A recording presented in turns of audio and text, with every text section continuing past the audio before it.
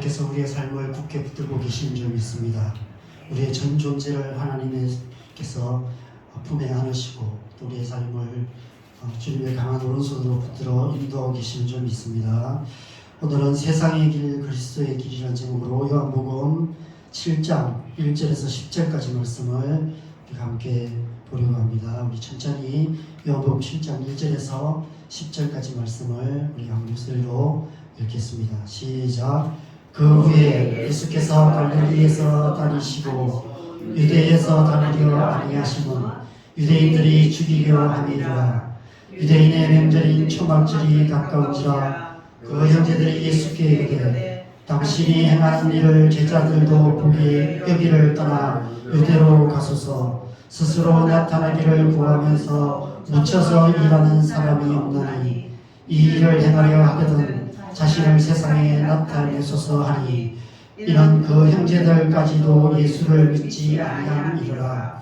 예수께서 이르시되 내 때는 아직 이르지 아니하였거니와 너희 때는 늘 준비되어 있느니라. 세상이 너희를 미워하지 아니하되 나를 미워하나니 이는 내가 세상의 일들을 악하다고 증언함이라. 너희는 명절에 올라가라. 내 때가 아직 차지 못하였으니 나는 이 명절에 아직 올라가지 아니하노라. 이 말씀을 하시고 갈릴리에 머물러 계시니라. 그 형제들이 명절에 올라간 후에 자기도 올라가시되 나타내지 않고 은밀히 가시니라. 아멘. 여러분, 죄는 관역을 빗나간 화살 같다라고 말합니다. 우리의 삶의 방향이 빗나가서 마땅히 있어야 할 곳에서 마땅히 살아야 할 삶을 살지 않고 엉뚱한 곳에서 헛된 짓을 하며 사는 것이 죄입니다. 하나님의 백성이 하나님의 말씀을 따라 하나님의 백성답게 살지 않는 것은 죄입니다. 하고 싶어도 해서는 안 되는 일이 있고 하기 싫어도 해야만 하는 일이 있습니다. 가고 싶어도 가서는 안 되는 곳이 있고 가기 싫어도 가야만 하는 곳이 있습니다. 먹고 싶어도 입에 대서는 안 되는 것들이 있고 먹기 싫어도 먹어야만 하는 것이 있습니다. 아무리 입이 건질거려도 해서는 안 될 말이 있고 목에 칼이 들어와도 해야만 하는 말이 있습니다. 우리의 삶의 모든 결정적인 순간에 예스와 노를 잘 선택하며 사는 것이 지혜로운 삶이고 하나님의 백성다운 삶입니다. 그러나 그렇게 사는 것이 쉽지 않습니다. 왜 쉽지 않을까요? 세상의 유혹이 너무 커서 그럴까요? 여러분, 화살이 관역을 빗나가게 되는 이유는 활 시위를 떠날 때 이미 관역에서 빗나가 있었기 때문입니다. 처음부터 조준이 잘못되어 있었기 때문입니다.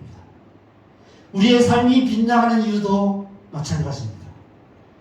우리의 삶이 시작되는 우리의 중심이 빗나가 있기 때문에 우리의 삶이 빗나갈 수밖에 없는 것입니다.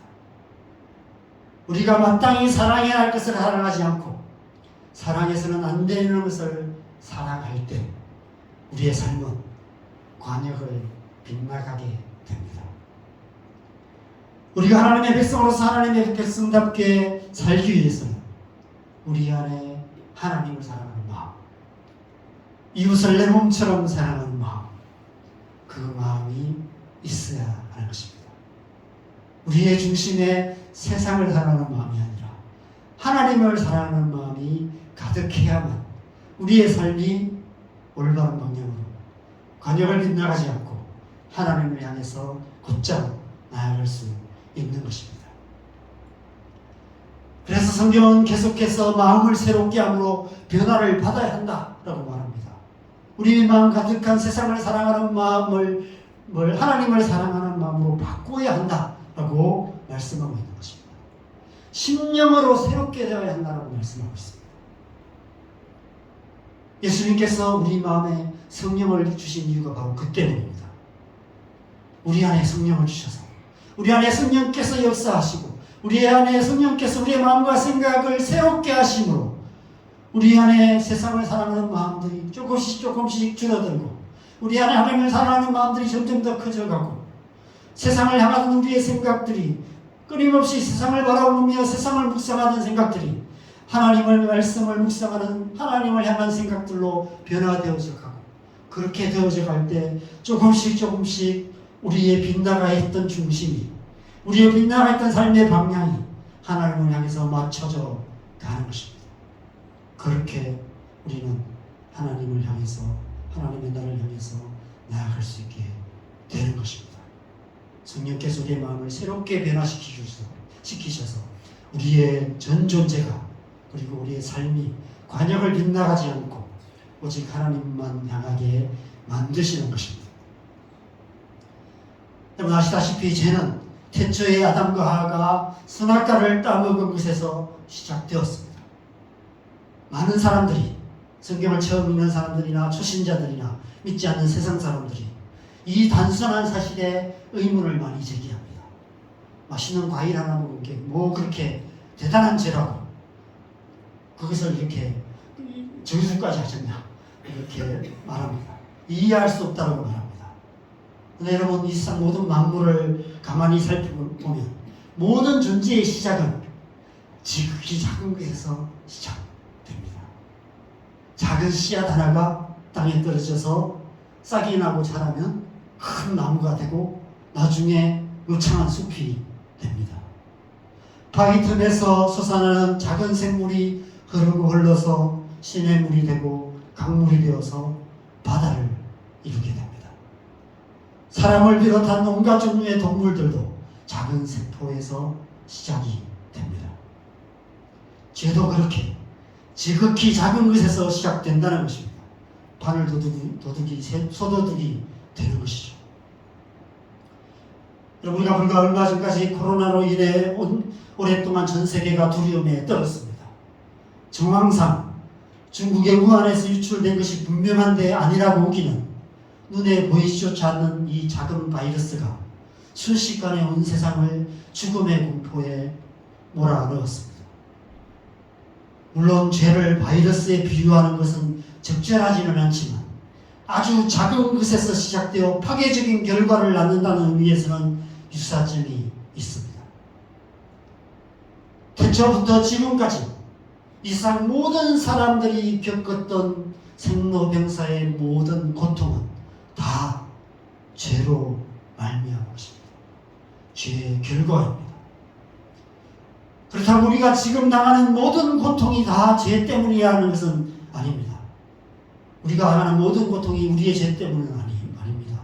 때론 자기의 죄, 나 자신의 죄 때문에 고통을 당하기도 하지만 이미 죄악으로 가득한 이 세상을 살아가야 하기에 피할 수 없이 당하는 고통들이 있다는 것입니다. 온 인류의 죄 때문에 우리가 고통하며 살 수밖에 없다는 것입니다.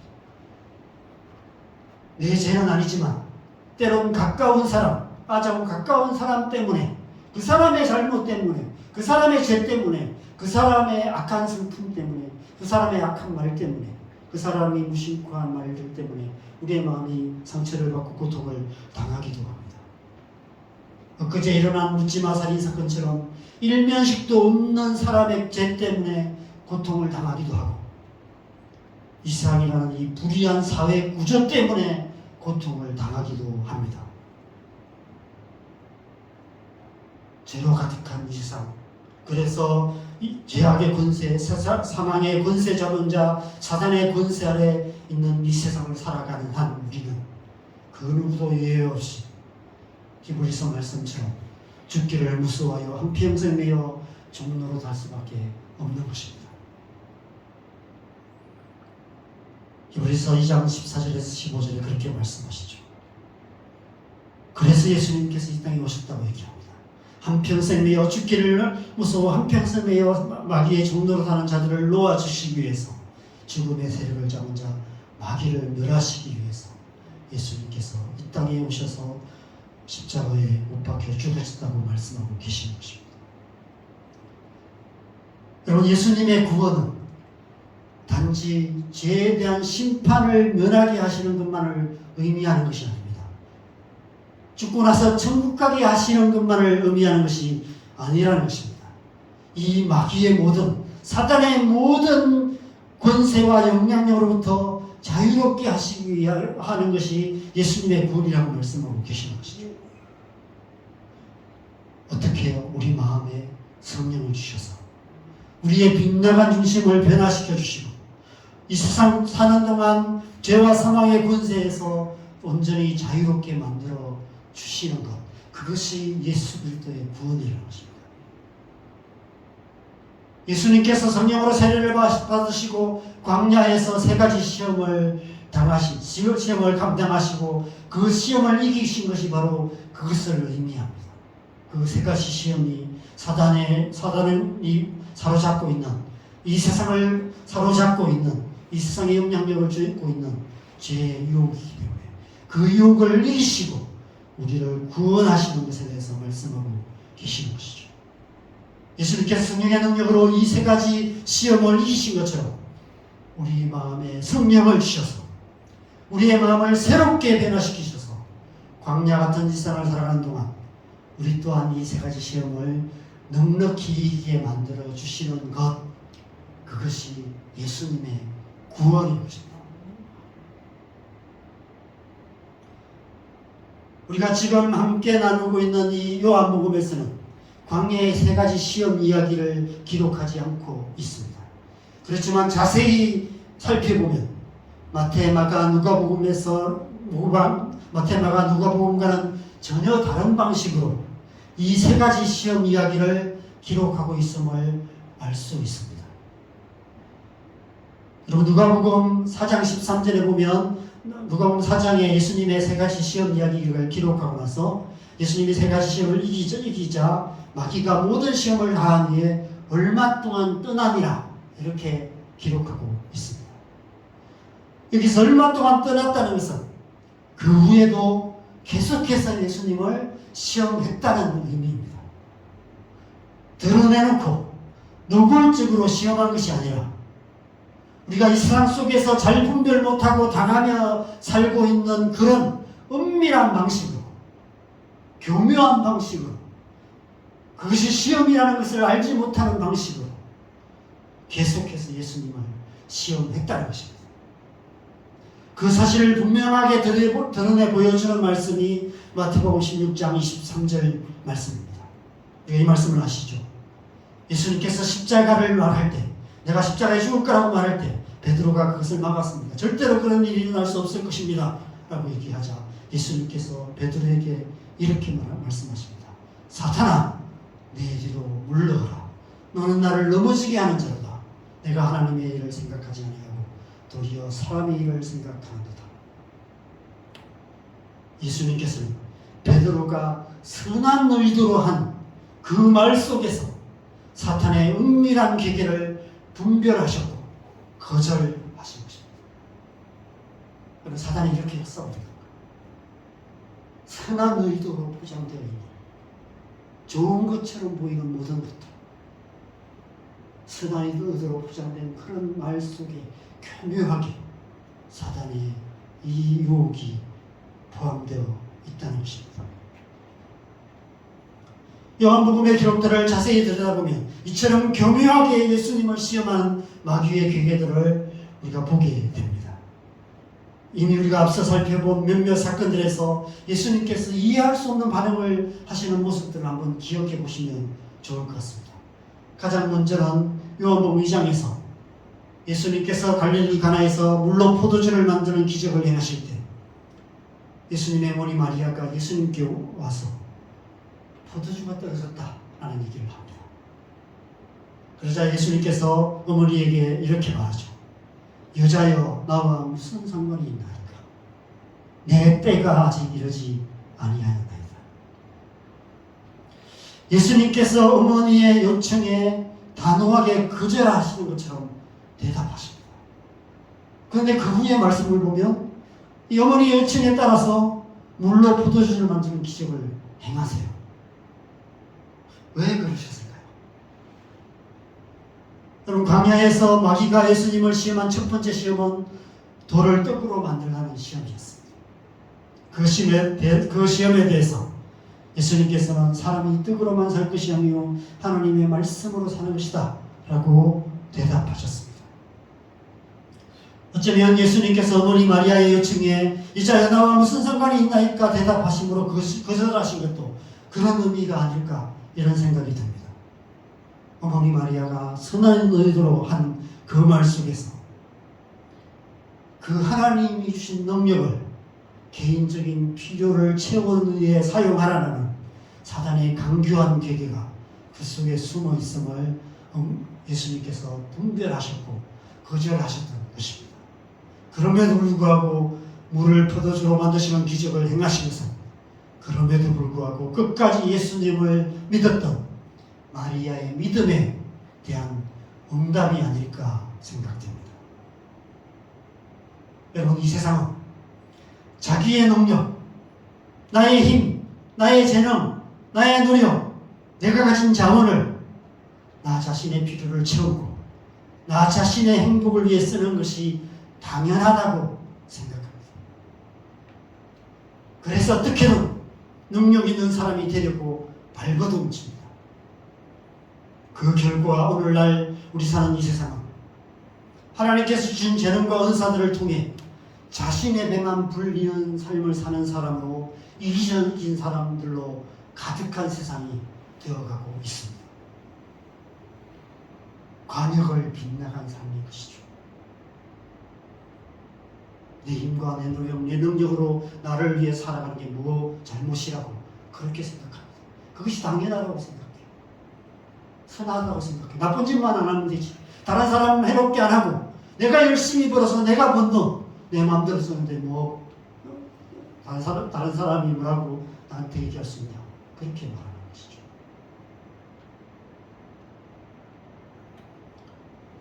여러분, 어떻게 살아야 할까요? 어떤 중심을 가져야 할까요? 로마서 14장 7절 8절에 사도 바울이 이렇게 말합니다. 우리 말씀을 같이 읽겠습니다. 시작. 우리 중에 누구든지 자기를 위하여 사는 자가 없고 자기를 위하여 죽는 자도 없도다. 우리가 살아도 주를 위하여 살고 죽어도 주를 위하여 죽나니 그러므로 사나 죽으나 우리가 주의 것이로다. 바로 이런 중심이 필요합니다.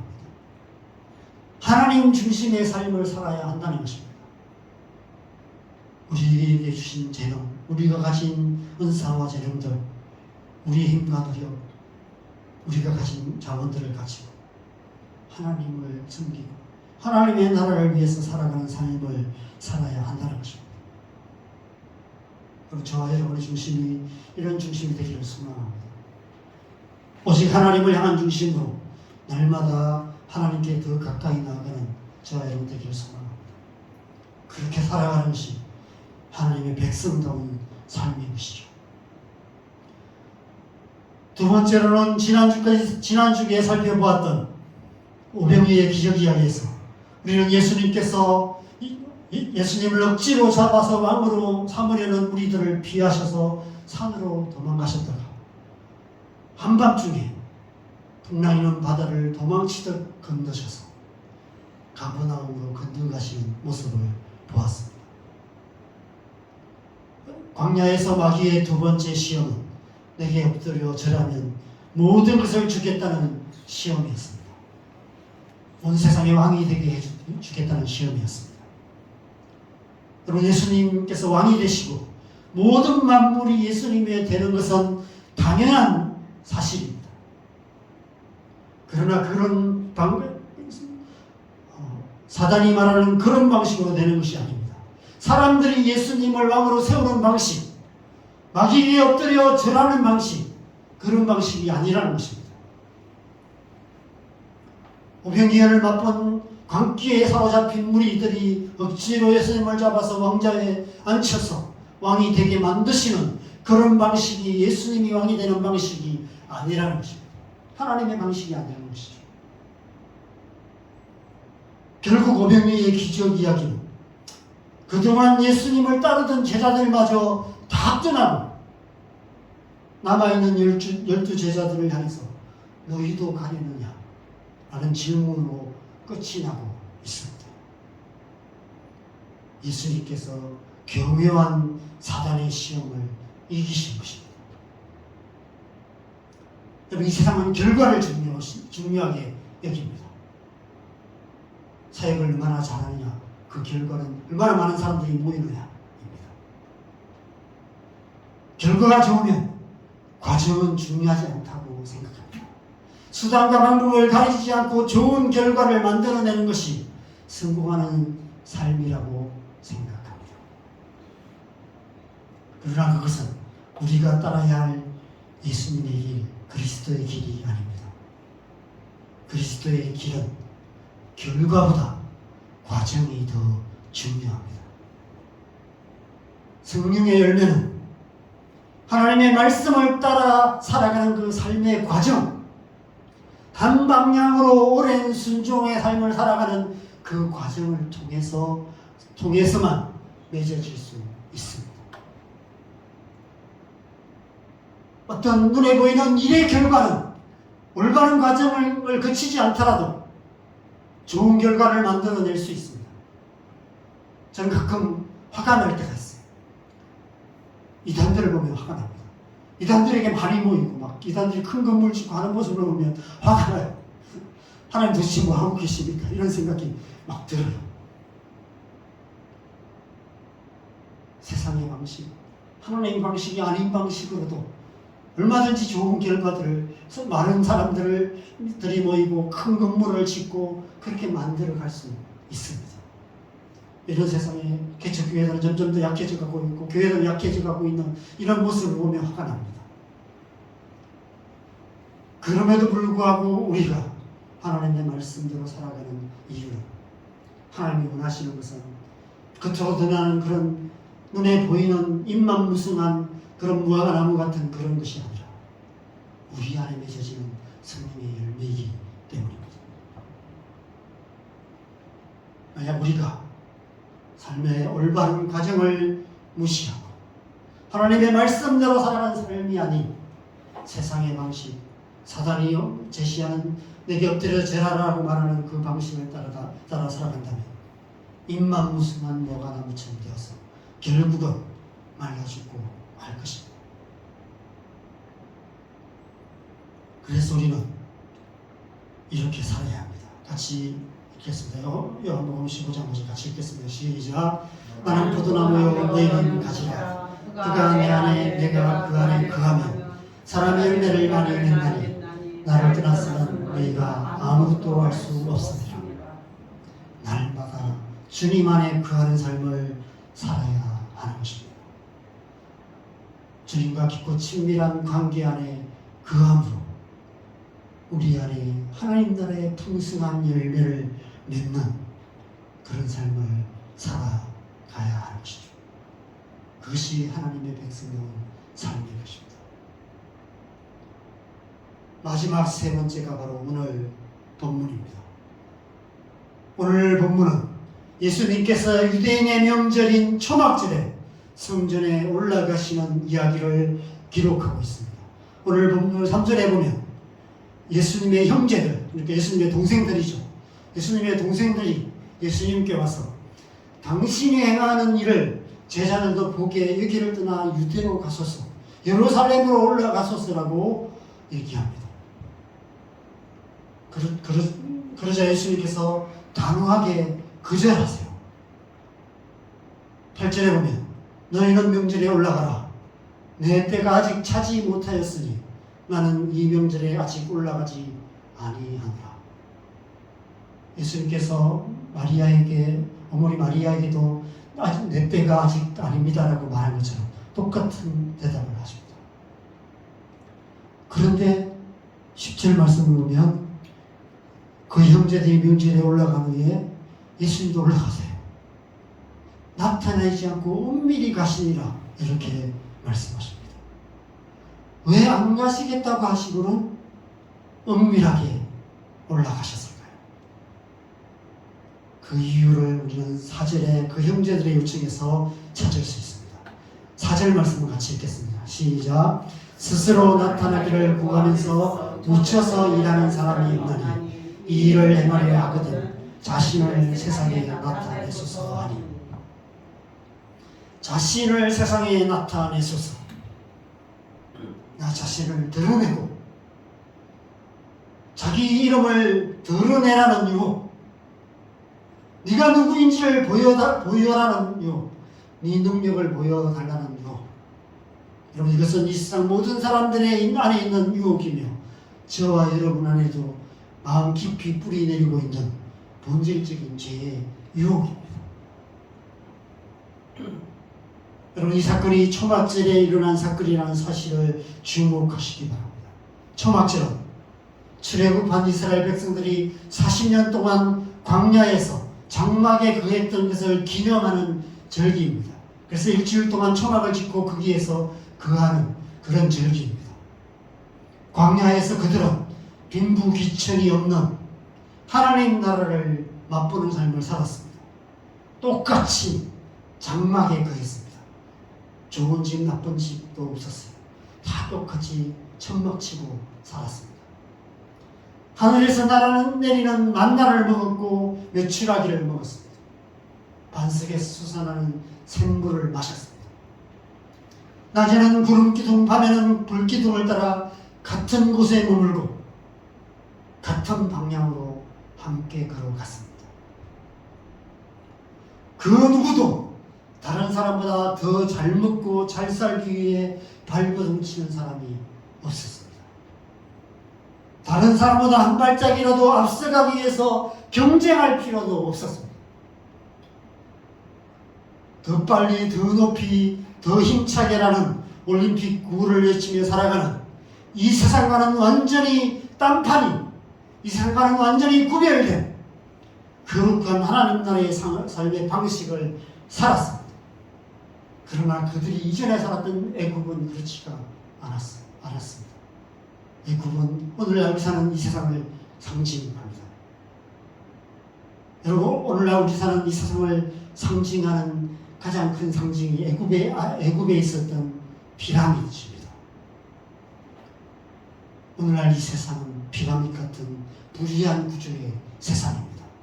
힘 있는 자들, 능력 있는 자들이 사회 구조의 꼭대기, 이 피라미드 같은 이 사회 구조의 꼭대기를 차지하고 높은 자리를 차지하고 사회적 혜택을 독차지하는 그런 세상입니다.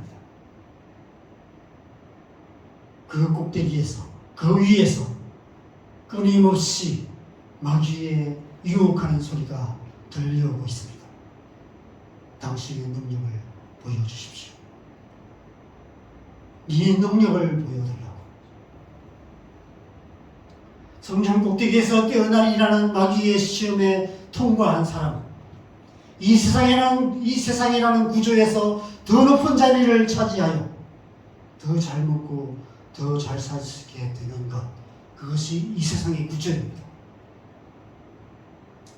지금 예수님의 형제들이, 아니 마귀가 예수님의 형제들을 통해서 교묘하게 예수님을 시험하고 있는 것입니다. 당신의 능력을 보여달라는 것입니다. 여러분, 오늘날 이 세상은 능력이 권력이 되는 세상입니다. 돈 버는 능력이 권력이 되고, 지적인 능력이 권력이 되고, 예술적인 감성이나 재능이 권력이 되고, 신체적인 능력이 뛰어나면 그것이 권력이 됩니다. 심지어 다른 사람보다 더 잘생긴, 더 예쁜 외모가 권력이 되는 세상입니다. 많은 사람들에게 주목받고 인정받는 것이 중요한 세상입니다. 요즘 많은 유튜버, 인플루언서 하는 사람들이 많이 있는데, 그런 사람들은 구독자 수나 조회수에 따라서 수억, 수십억을 수입을 올리고 있습니다. 정치인들의 지지율에 목숨을 겁니다.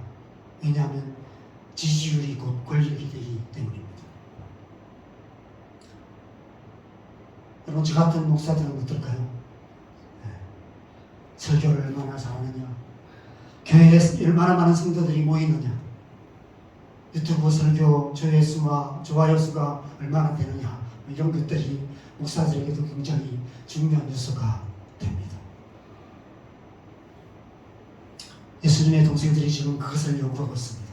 초막절 명절에 모든 유대인들이 모이는 그 예루살렘 성에 올라가셔서 6장에서 하셨던 그 오병이어의 기적 같은 그런 놀라운 능력을 행하신다면 예수님에 대한 지지율이 폭등할 거라는 그런 계산을 했던 것 같습니다.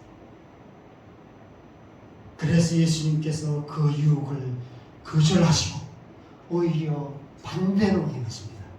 드러내고 내서 올라가시는 것이 아니라 아무도 모르게 은밀하게 그 예루살렘 성에 올라가셨다라고 말씀하고 있습니다. 어떤 관점에서 보면 예수님의 길, 그리스도의 길은 완전히 거꾸로 가는 길인 것 같습니다. 세상의 길과 완전히 반대 방향으로 가면 그 길이 예수님의 길과 겹치는 것 같습니다. 그런 의미에서 제가 지금까지 걸어온 길도 예수님의 길과 많이 겹치는 것 같습니다. 저는 서울에서 사역하다가 어느 날 갑자기 창원으로 내려왔습니다.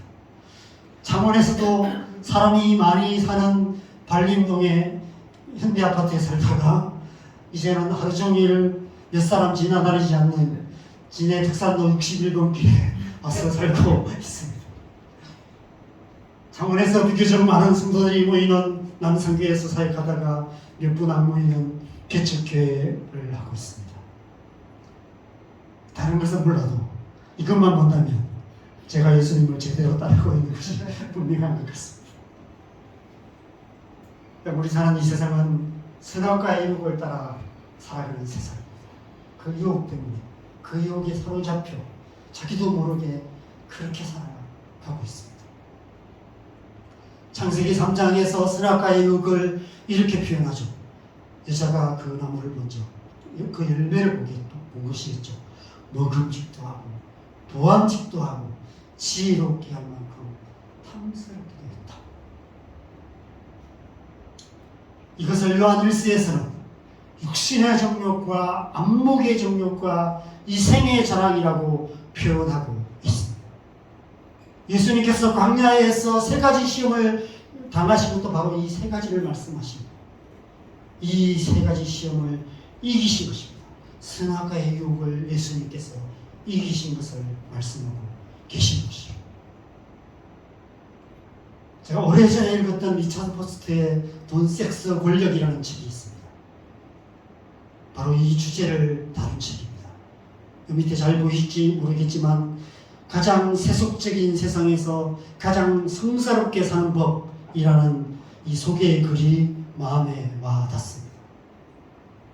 우리가 사는 이 세상은 세속적인 세상입니다.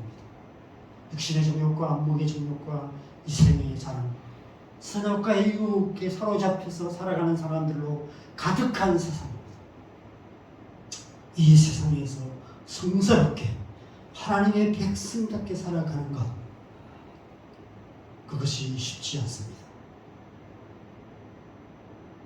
돈, 섹스, 권력, 육신의 정욕, 안목의 정욕, 이생의 자랑, 이 세 가지는 이 세상을 움직이는 힘이 되고 있습니다. 이 세상 모든 사람들이 하나같이 이 세 가지를 쫓아서 살아가고 있기 때문입니다.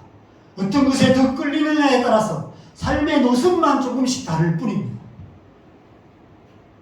그들의 중심이 이 세 가지 유혹에 끌려 관역을 빗나간 삶을 살아가고 있는 것입니다. 이러한 세속적인 세상에서 우리가 어떻게 성스러운 삶, 하나님의 백성다운 삶을 살아갈 수 있을까요? 예수님께서 십자가의 길을 막아서는 베드로에게 사탄아 물러가라 말씀하신 후에 그 다음 절에 24절에 이렇게 말씀하십니다. 우리 24절만 같이 읽겠습니다. 시작. 이에 예수께서 제자들에게 이르시되 누구든지 나를 따라오려거든 자기를 부인하고 자기 십자가를 지고 나를 따를 것이니라. 왜 베드로에게 사탄아 물러가라 책망하신 말씀에 연이어서 이 말씀을 기록하고 있을까요? 여러분, 우리가 우리의 삶 속에서도 사단이 교묘하게 우리의 길을 막아서 예수님을 따르지 못하게 한다는 것입니다. 하나님의 뜻과 빈정한 길로 향하게 만들고 있다는 것입니다. 우리가 그것을 단호하게 끊어내고 날마다 자기 십자가를 지고 자기를 부인하고 주님을 따라야 한다고 말씀하고 있는 것입니다. 사단은 끊임없이 예수의 길이 아닌 세상의 길로 향하도록 우리를 유혹합니다. 온갖 다양한 방식, 교묘한 방식. 여러분, 얼마나 베드로가 기특한 마음, 갸륵한 마음, 예수님을 향한 충심으로 이런 말을 했겠습니까? 그런데 예수님이 단호하게 사탄아 물러가라고 얘기하십니다. 여러분, 이런 세상에서 우리가 하나님의 백성답게 성스럽게 살아가기 위해서는 치열한 영적 전쟁이 필요하다는 것입니다. 하나님의 말씀을 굳게 붙들고 사단의 교묘한 계기를 잘 분별해야 하나님의 뜻에 합당한 삶을 살아갈 수 있다는 것입니다. 예수님께서 이 사건을 통해서 그것들을 보여주고 계세요. 어떻게 분별하는지, 사단의 계기를 어떻게 분별하면서 하나님의 백성답게 살아갈 수 있는지를 우리에게 보여주시는 것입니다. 다음 세 성경 구절을 기억하셨으면 좋겠습니다. 첫 번째, 디모데전서 6장 10절입니다. 같이 읽겠습니다. 시작. 돈을 사랑함이 일만하게 뿌리가 되나니 이것을 탐내는 자들은 미혹을 받아 믿음에서 떠나 많은 근심으로 자기를 찔렀도다. 여러분, 어떤 순간에도 돈을 쫓아가서는 안 됩니다. 그 누구도 하나님과 재물을 겸하여 섬길 수 없습니다. 중간지대는 없습니다. 회색지대는 없습니다. 양다리 그칠 수는 없습니다. 둘 중 하나를 선택해야 합니다. 돈이냐 하나님이냐, 돈이냐 하나님의 말씀이냐. 반드시 선택의 순간이 옵니다. 그 결정적인 선택의 순간에 올바른 선택을 하는 저와 여러분 되시길 바랍니다. 두 번째 말씀은 베드로전서 2장 11절입니다. 같이 읽겠습니다. 시작. 사랑하는 자들아, 그리움과 나그네 같은 너희를 권하노니 영혼을 거슬러 싸우는 육체의 정욕을 제어하라. 육체의 욕망에 굴복해서는 안 됩니다. 육체의 욕망과 피 흘리기까지 싸워야 한다고 말씀하고 있습니다. 갈라디아서 5장 24절에는 그리스도 예수의 사람들은 육체와 함께 그 정욕과 탐심을 십자가에 못 박았느니라 말씀하고 있습니다. 어떻게 못 박았습니까? 회개를 통해서입니다. 어떻게 못 박을 수 있습니까? 회개하는 것입니다. 육신의 욕망이 꿈틀댈 때, 증언에 대한 탐심에 사로잡혀 있을 때, 그것을 깨닫게 될 때, 그것이 죄라는 사실을 인정하고 주님 앞에 고백하며 회개하는 삶을 살아가는 것, 그것이 정욕과 탐심을 십자가에 못 박는 삶인 것입니다. 예수님의 두 손이 십자가에 못 박혔던 것처럼 우리의 정욕과 탐심을 십자가에 못 박는 삶을 살아가야 하는 것입니다.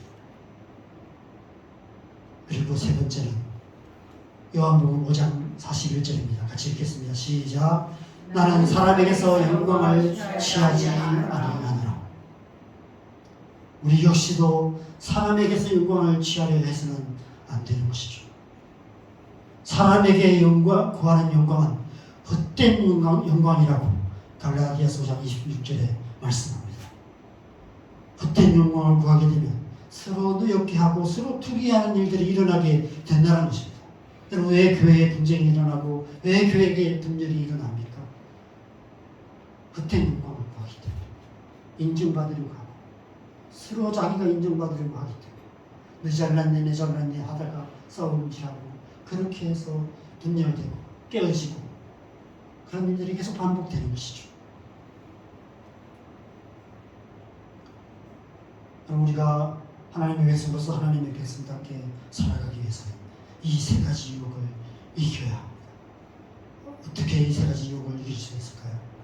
이 세 구절의 말씀을 마음에 새기고 날마다 성령의 도우심을 의지하며 하나님의 말씀대로 살아갈 때 넉넉히 선악과의 유혹을 이기고 세상의 길이 아닌 그리스도의 길을 따르는 하나님의 백성이 될 수 있을 줄 믿습니다.